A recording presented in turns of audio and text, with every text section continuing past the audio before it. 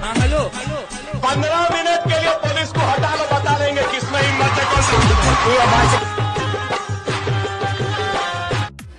भाई लोग नमस्कार। जी हाँ दोस्तों, खेसारी लाल यादव जी का फ़ैन होंगे तो हो जाइए तैयार, क्योंकि आप लोग के लिए खेसारी लाल यादव जी लेके आ रहे हैं काफ़ी ब्लास्ट लेवल के गाने। जी हाँ दोस्तों, काफ़ी गाना का दिल्ली में शूट किया गया वीडियो सॉन्ग, और फाइनली आप लोग के बीच में एक एक करके रिलीज़ किया जाएगा। वैसे तो VR म्यूजिक से खेसारी लाल यादव जी का काफ़ी बेहतरीन गाने को रिलीज़ कर देगा। अब की बार है अन्नपूर्णा फिल्म से रिलीज़ किए जाएंगे और SR की म्यूजिक के द्वारा रिलीज़ किए जाएंगे, जो कि काफ़ी बड़ एक से एक प्रोजेक्ट है। और बहुत जल्दी जो है खेसारी लाल यादव जी का काफ़ी बेहतरीन वाले गाना का सॉन्ग आप लोग को देखने को मिलेगा, जिस गाने का वीडियो का खुलासा अभी नहीं किएगा। सुनने में आ रहा है छपरा जंक्शन।